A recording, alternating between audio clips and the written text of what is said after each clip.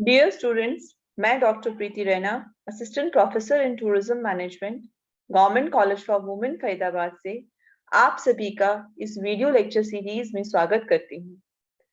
Medical tourism paper जो 4th semester के अंदर है, उसका आज का हमारा टॉपिक है medical tourism in Asia part 2। Already हम पार्ट 1 में समझ चुके हैं कि एशिया के अंदर जो है पिछले कई सालों के अंदर बहुत ज्यादा ग्रोथ हुई है मेडिकल टूरिज्म क्षेत्र के अंदर, क्योंकि यहाँ पर इंफ्रास्ट्रक्चर जो है डेवलप किया गया है देशों के द्वारा, और वो अपने कंट्रीज को as a medical tourism destination के रूप में जो है प्रमोट कर रहे हैं बेसिकली। तो हम देखते हैं कि अगर पिछले सालों में जैसे हमने देखा कि पेशेंट जो हैं, ये भी है कि जो पेशेंट जो है नॉर्मली हेल्थ को लेकर जो है काफी जागरूक हो चुके हैं और वो हेल्थ ट्रीटमेंट कराने के लिए विदेश यात्रा भी करते हैं। अब ये सोचने वाली बात है कि लोग ट्रेवल क्यों कर रहे हैं बेसिकली। तो अगर आप बीमार हैं या आपको हार्ट का ट्रीटमेंट कराना है, या कई बार कुछ पेशेंट्स को ट्रीटमेंट कराना है कि उनको लगता है इनकी नाक की टेढ़ी है, तो उसको वो अच्छा दिखना चाहते हैं, या कोई और कॉस्मेटिक सर्जरी कराना चाहते हैं, तो वो लोग जो है बाहर जाना क्यों पसंद करते हैं इस ट्रीटमेंट्स के लिए बेसिकली। तो कुछ फैक्टर्स हैं, या कुछ कह सकते हैं कुछ वेरियस रीजंस हैं जिसकी वजह से जो है वो लोग बाहर जाने के लिए मोटिवेट होते हैं। तो उनमें से कुछ फैक्टर्स जो हैं, उनमें से कुछ में ये भी है कि जो लो कॉस्ट फैक्टर है वो सबसे ज्यादा इम्पोर्टेंट है। कि कई बार जो है कि जो है क्लाइंट जो है वो अपने देश में जहाँ ट्रीटमेंट हो रहा है वो ये देखता है कि उसका कॉस्ट जो है वो ज्यादा है उस ट्रीटमेंट का। साथ ही साथ जो ट्रीटमेंट उनके कंट्री के अंदर होता है उससे वो सेटिस्फाइड नहीं है, कहीं ना कहीं वेटिंग टाइम ज्यादा है। तो इस वजह से जो है वो बाहर जाना जो है पसंद करते हैं दूसरे कंट्रीज में ट्रीटमेंट कराने के लिए। वैसे तो हम देखें जो कंसेप्ट है मेडिकल टूरिज्म का, वो एज सच नया नहीं है अपने आप में, क्योंकि थाउजेंड्स ऑफ इयर्स एगो भी पहले भी जो है लोग जो है अपने क्योर्स बीमारियों का इलाज कराने के लिए जो है, या थेरेपेटिक जो पर्पसेस के लिए, वेलनेस के लिए जो है बाहर जाते रहे हैं। प्राचीन समय में जैसे ग्रीस जो है, ग्रीस के जो यात्री थे, जो पेशेंट्स थे, वो भी जाते थे मेडिटेरियन कंट्रीज के अंदर, जो स्पास के लिए जाते थे बीचेस के नजदीक, कई जगहों पर जहाँ समुद्र का पानी जो है माना जाता है उसमें अगर आप स्नान करते हैं तो वो आपकी बहुत सारी बीमारियों का दूर कर देता है। तो ये कॉन्सेप्ट जो है पहले से ही चला आ रहा है। आज के समय में हालांकि ये काफी पॉपुलर हो गया है, क्योंकि लोग बहुत अवेयर हो गए हैं। लोगों को जो है नेट के थ्रू जो है जानकारी मिल जाती है कि किस कंट्री में कौन कौन सी जो टाइप के ट्रीटमेंट्स अवेलेबल हैं, डॉक्टर्स जो हैं वो कौन हैं, उनकी क्वालिफिकेशन क्या है, और वो कितने ट्रेंड हैं डॉक्टर्स, उन्होंने कितनी जो है स्पेशल सर्जरीज की हुई हैं, और साथ साथ जो है दूसरे कंट्रीज के अंदर जो है ट्रीटमेंट का कॉस्ट कितना आएगा। सारी चीजों की जो है सुविधाएं जो है आज के समय में अवेलेबल हैं, और जिसकी वजह से जो है लोगों को बाहर जाना जो है आसान जो हो गया है। साथ ही साथ हमने देखा कि जो हमारी एयरलाइंस की जो कॉस्ट है वो भी जो है अब कम हो गई, चीपर हो गई है, तो जिससे आप दूसरे कंट्रीज में भी आसानी से जो है जा सकते हैं।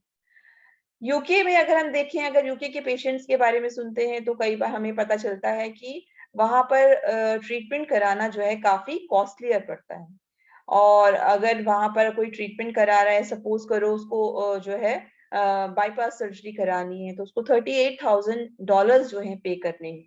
और वही चीज आके अगर वो इंडिया में कराता है तो उसको जो है उसका अमाउंट कॉस्ट जो है वो काफी कम हो जाता है, लगभग 1/10 हो जाता है वो कॉस्ट। तो इस वजह से जो है लोग जो है दूसरे कंट्रीज के अंदर जो है बेसिकली प्रेफर कर रहे हैं ट्रीटमेंट कराने के लिए।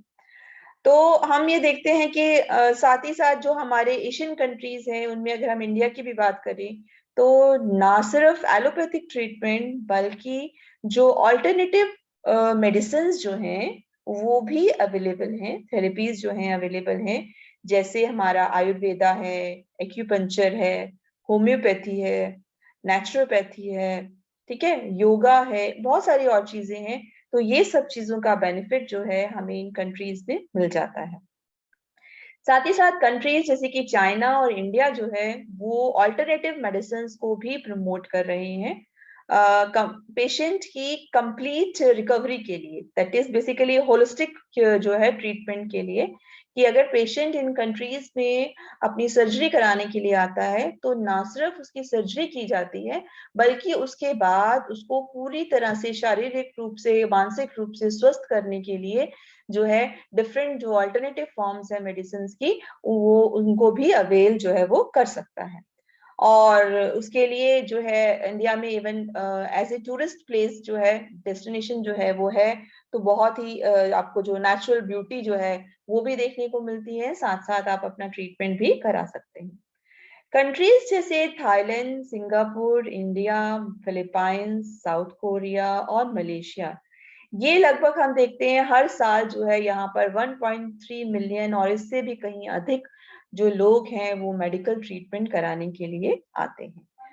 और ये हम अंदाजा लगाते हैं कि ये जो नंबर है ये काफी ज्यादा जो है आने वाले सालों में इंक्रीज जो है वो होने वाला है।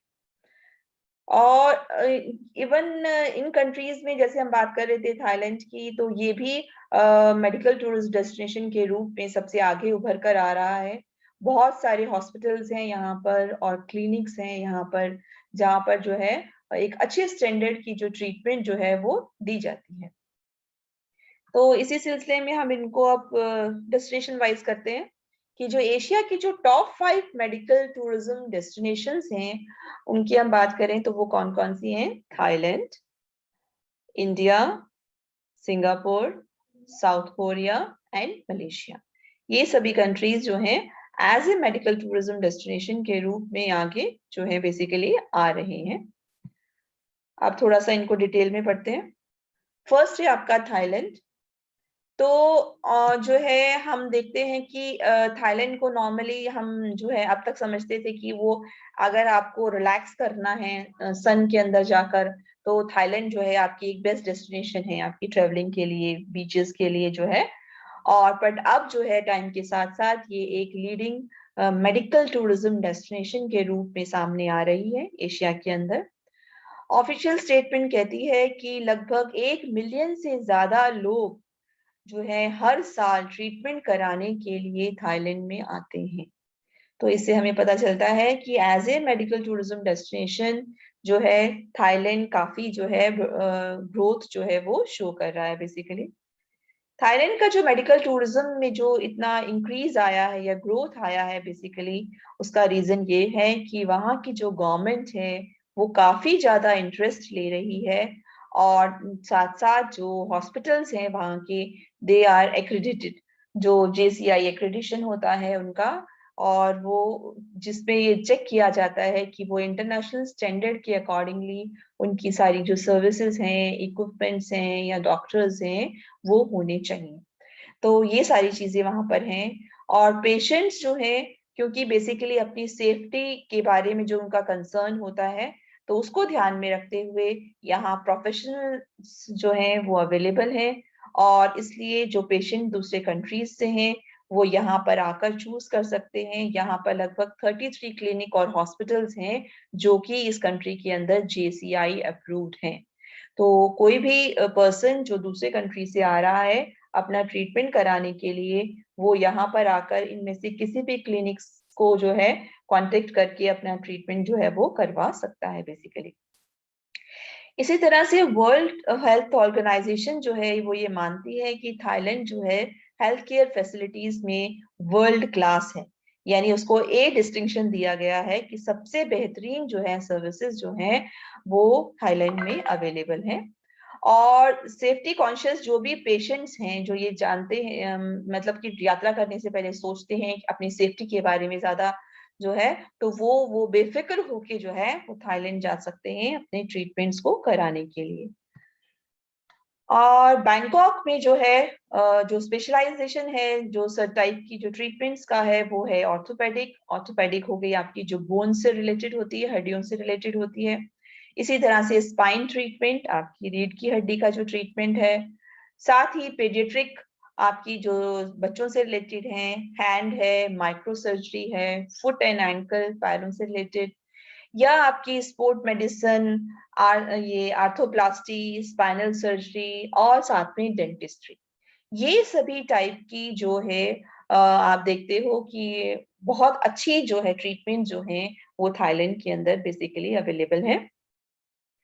साथ ही थाईलैंड जो है में अगर कोई भी ट्रीटमेंट कराने के लिए आता है तो वो ये नॉर्मली देखता है कि उनके प्राइजेस भी काफी कम है और इसीलिए वो इसको चूज करते हैं।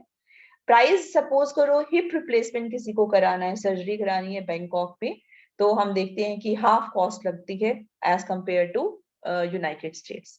तो यानी कि अगर यूएसए में अगर वो ट्रीटमेंट करा रहा है तो उसके कंपैरिजन में अगर वो पर्सन जो है थाईलैंड में आके बैंकॉक में अपना ट्रीटमेंट करा रहा है हिप सर्जरी के लिए, तो उसको जो उसका जो प्राइस है वो हाफ आता है।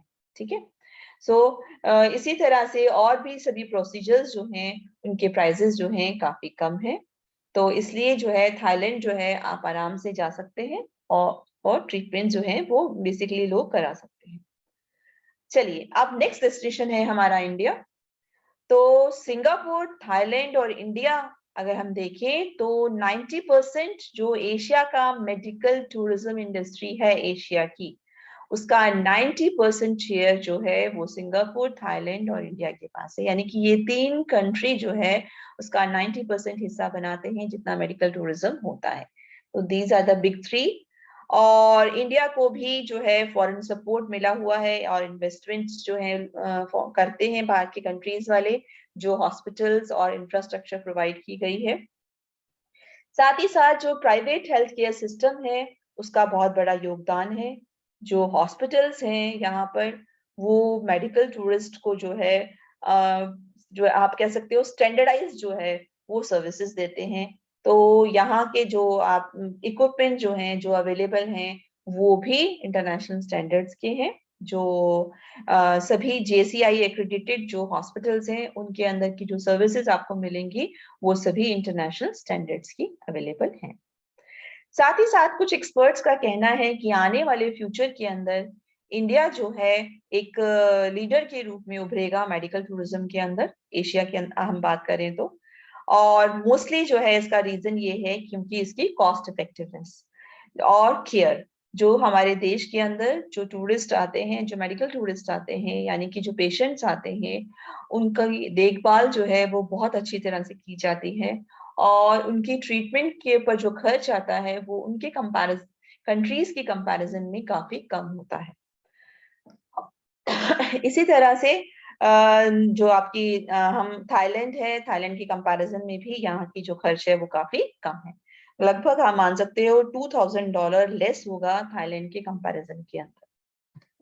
साथ ही बहुत संख्या के अंदर जो पेशेंट्स इंडिया में हर साल आ रहे हैं ट्रीटमेंट कराने के लिए या सर्जरीज कराने के लिए, मेडिकल टूरिज्म जो है एक पॉपुलर डेस्टिनेशन जो है वो बन गई है। डिफरेंट प्रोसीजर्स जो किए जाते हैं, चाहे वो कॉस्मेटिक सर्जरी से रिलेटेड हो, ऑर्थोपेडिक से रिलेटेड हैं, कार्डियक यानी हार्ट सर्जरी है, न्यूरोलॉजी आपकी ब्रेन सर्जरी है नर्व्स की, या ऑर्गन ट्रांसप्लांट सर्जरी है।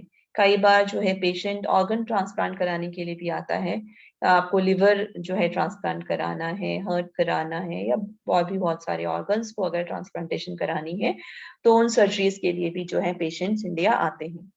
मिलियंस ऑफ पेशेंट जो हैं जो बाहर से हमारे देश के अंदर आते हैं उनको यहाँ पर जो है बेहतरीन सेवाएं जो हैं वो मिलती हैं और वो काफी खुश होकर जाते हैं क्योंकि उनका वो अपने एक्सपीरियंस शेयर करते हैं कि यहाँ का जो स्टाफ है वो काफी प्रोफेशनल है और मेडिकली उनको ट्रेनिंग जो है वो मिली हुई है।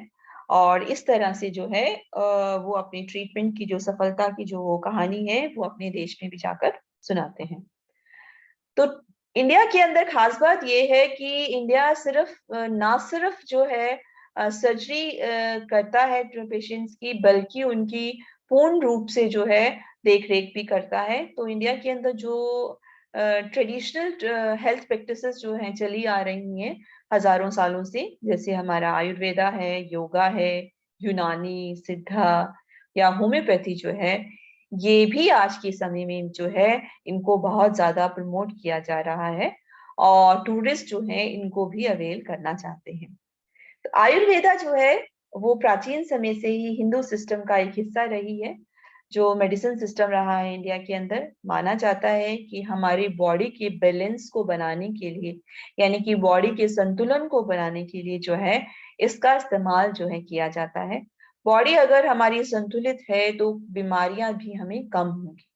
ये चीज हम नहीं बल्कि हजारों साल से जो हमारे ऋषि मुनि हैं वो भी हमें इस बारे में बताते आए हैं। वो इस्तेमाल करते हैं हर्बल ट्रीटमेंट का, यानी कि जो हमारे नेचुरल पेड़ पौधे जो हैं उनसे जो दवाइयां इकट्ठी की जाती हैं, और साथ साथ जो योगा की जो ब्रीदिंग जो है एक्सरसाइजेस हैं उनका इस्तेमाल करते हुए करते हैं। इसी तरह से सिद्धा और यूनानी भी जो है वो भी होलिस्टिक अप्रोच पर चलती है। होलिस्टिक जैसे आपको पहले बताया है, कंप्लीट जो बॉडी का जो आपको ट्रीटमेंट किया जा रहा है उसी को फॉलो करती हैं, जिसमें इस बात का ध्यान रखा जाता है कि माइंड और बॉडी जो है दोनों का बैलेंस होना जो है बहुत ही जरूरी है। तो दोनों को ही ध्यान में रखते हुए ट्रीटमेंट जो है वो ये अप्रोच जो है फॉलो की जाती है। यूनानी जो है, यूनानी की जो जड़ें हैं, यूनानी जो मेडिसिन सिस्टम है वो भी काफी पुरानी है। ग्रीस के अंदर जो है इस पद्धति को जो है फॉलो किया जाता था। और ये सभी अब टाइप के जो ट्रीटमेंट्स हैं ये सभी मिनिस्ट्री ऑफ आयुष के अंदर आते हैं, और गवर्नमेंट एजेंसी जो है 2014 में क्रिएट हुई थी आयुष जो है। और इसका पर्पस ये था कि इम्प्रूवमेंट की जा सके जो है इस जो टाइप के ट्रीटमेंट्स के अंदर, और साथ साथ ट्रेडिशनल जो तरीके हैं दवाइयों के या ट्रीटमेंट के उसकी जानकारी जो है दूसरे देशों तक भी पहुंचाई जा सके। तो जो है गवर्नमेंट जो है इसके अंदर बहुत इंपॉर्टेंट रोल जो है वो प्ले कर रही है। बहुत सारे इनिशिएटिव्स लिए हैं उन्होंने, और बहुत सारे बेनिफिट्स भी देते हैं जो लोग इस में काम कर रहे हैं उनके लिए। चलिए अब नेक्स्ट हम बात करते हैं सिंगापुर की। सिंगापुर जो है मेडिकल टूरिज्म के अंदर नया है, पर उसके बावजूद होने के बावजूद भी बहुत सारे पेशेंट्स जो हैं वो सिंगापुर को जो है ट्रीटमेंट कराने के लिए एज ए डेस्टिनेशन जो है वो चूज करते हैं। हालांकि मेडिकल केयर सिंगापुर में थोड़ी सी महंगी है। जैसे कि अगर नी रिप्लेसमेंट करानी है तो उसका खर्चा जो है $43,000 तक का आता है यूनाइटेड स्टेट के अंदर। पर सिंगापुर के अंदर फिर भी जो है ये कम हो जाता है $13,000। यानी कि सिंगापुर अपने आप में एक महंगा शहर होने के बावजूद भी अगर आप मेडिकल ट्रीटमेंट करा रहे हैं, आप यूएस में अगर ट्रीटमेंट करा रहे हैं तो उसका खर्चा, जैसे हमने एग्जांपल लिया नी रिप्लेसमेंट, घुटनों, कई लोग घुटनों का रिप्लेसमेंट जो कराते हैं, चेंज कराते हैं, तो वो 53,000 आता है, जबकि सिंगापुर के अंदर उसका खर्च सिर्फ $13,000 है। तो सर्जरी जो है सिंगापुर में थोड़ी महंगी है एज कंपेयर टू जो और मेडिकल टूरिज्म डेस्टिनेशंस हैं जैसे कि मलेशिया और थाईलैंड। पर उसके बावजूद भी जो पेशेंट्स जो हैं जो ये चाहते हैं कि उनको स्टैंडर्डाइज केयर मिले, तो वो लोग जो हैं सिंगापुर आना पसंद करते हैं, क्योंकि वो ये विश्वास रखते हैं कि जो है हर तरह की सुविधाओं का, हर तरह के स्टैंडर्ड्स का जो है वो जो है उनको फॉलो किया जाता है। इस कंट्री के अंदर 15 से ज्यादा हॉस्पिटल्स हैं जो कि मेडिकल टूरिस्ट को ही के लिए ही सेवाएं दे रहे हैं, और जहाँ के डॉक्टर्स जो हैं वो इंग्लिश स्पीकिंग डॉक्टर्स हैं, ताकि क्योंकि जो भी फॉरेन पेशेंट्स होते हैं वो प्रेफर करते हैं जहाँ पर इंग्लिश स्पीकिंग डॉक्टर्स अवेलेबल हो। साथ ही साथ मॉडर्न जो है फैसिलिटीज भी अवेलेबल है, और बेहतरीन टेक्नोलॉजी जो है उसका इस्तेमाल किया जाता है। पेशेंट के कंफर्ट और सेफ्टी जो है उस पर उसका भी बहुत ज्यादा ध्यान जो है वो रखा जाता है। तो मेडिकल टूरिस्ट जो भी बाहर के देशों से आना चाहते हैं सिंगापुर, वो जो है अपना ट्रीटमेंट कराने के लिए भी आते हैं, और साथ के साथ भी उस शहर को घूमने के लिए भी आते हैं। इसी तरह से नॉर्मली हम कह सकते हैं कि सिंगापुर जो है वर्ल्ड के टॉप मेडिकल टूरिज्म डेस्टिनेशंस में से एक है, और जो मेडिकल टूरिज्म एसोसिएशन है वो मानती है कि सिंगापुर जो है कनाडा के बाद में सेकंड पोजीशन जो है सिंगापुर की है मेडिकल टूरिज्म इंडेक्स के अंदर। और ये शहर जो है अप्रोक्सीमेटली जो है 5 लाख मेडिकल टूरिस्ट जो है रिसीव करता है हर ईयर, पर ईयर, यानी एक साल में 5 लाख मेडिकल टूरिस्ट जो है वो आते हैं। और लगभग क्या कहते हैं ये 25 250,000 मेडिकल टूरिस्ट जो हैं सिर्फ इंडोनेशिया के अंदर ही आते हैं, यानी कि जो ये इसमें आते हैं इनमें से इतने टूरिस्ट जो हैं सिर्फ इंडोनेशिया शहर के अंदर ही ट्रीटमेंट कराने के लिए आते हैं। तो जो वर्ल्ड की जो हेल्थ ऑर्गेनाइजेशन है वो ये मानती है कि सिंगापुर जो है जो A1 सिटी है, और जो है वर्ल्ड के अंदर अगर हम माने तो 6th पोजीशन पे आता है। इसको हम लॉयन सिटी के नाम से भी जानते हैं। तो जो ओवरसीज ट्रेवलर्स हैं वो सिंगापुर को जो है as a popular health care destination के रूप में जो है चूज करते हैं।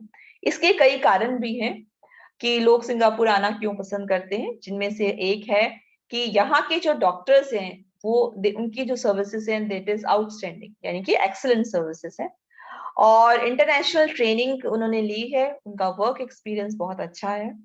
ये एक कारण है। इसी तरह से दूसरा कारण है कि यहाँ के अस्पतालों में जो है मॉडर्न इक्विपमेंट्स जो हैं, जो मशीनरी जो है वो लेटेस्ट टेक्नोलॉजी की जो है वो इस्तेमाल की जाती है, और सभी सुविधाएं यहाँ पर अवेलेबल हैं। साथ ही जो हॉस्पिटल्स हैं वो इंटरनेशनल स्टैंडर्ड्स के हैं, एक्रेडिटेड है वहां पर, और मेडिकल सेंटर चेन्स अवेलेबल हैं ट्रीटमेंट कराने के लिए, और मोस्ट ऑफ ऑल जो कॉस्ट है वो अफोर्डेबल है और हाईली इफेक्टिव है। तो इन सभी कारणों से लोग जो है इस कंट्री में अपना ट्रीटमेंट कराने के लिए आते हैं। तो इसी के साथ साथ जो एशिया का अब आपका नेक्स्ट डेस्टिनेशन है हमारा, वो क्या आ गया, साउथ कोरिया। साउथ कोरिया जो है मोस्ट ही पॉपुलर मेडिकल टूरिज्म डेस्टिनेशन है वर्ल्ड के अंदर, और ये काफी तेजी से फॉरेन पेशेंट्स को अट्रैक्ट कर रहा है। एडवांस मेडिकल टेक्नोलॉजीज क्योंकि यहाँ पर अवेलेबल है, सर्विसेज अवेलेबल है। 2018 की हम बात करें तो लगभग 380,000 फॉरेन पेशेंट्स जो हैं वो कोरिया में आए, और ये लगभग 190 कंट्रीज से थे, यानी कि 190 देशों से जो टूरिस्ट हैं, मेडिकल टूरिस्ट हैं, वो ट्रीटमेंट कराने के लिए कोरिया जो है वो आए। साउथ कोरिया में जो है लोग बेसिकली किस ट्रीटमेंट्स के लिए आते हैं, तो वो लोग जो कॉस्मेटिक प्रोसीजर्स के लिए ट्रीटमेंट कराने के लिए जो सर्च कर रहे हैं, वो जाना चाहते हैं, वो लगभग साउथ कोरिया जो है ट्रीटमेंट के लिए आते हैं। और जो ईस्ट एशियन कंट्रीज जो हैं वो बहुत एक्टिवली प्रमोट कर रहे हैं अपने आप को जो है किस डेस्टिनेशन के रूप में, प्लास्टिक सर्जरी कराने के लिए अगर आना चाहते हैं आप तो उसके लिए आते हैं।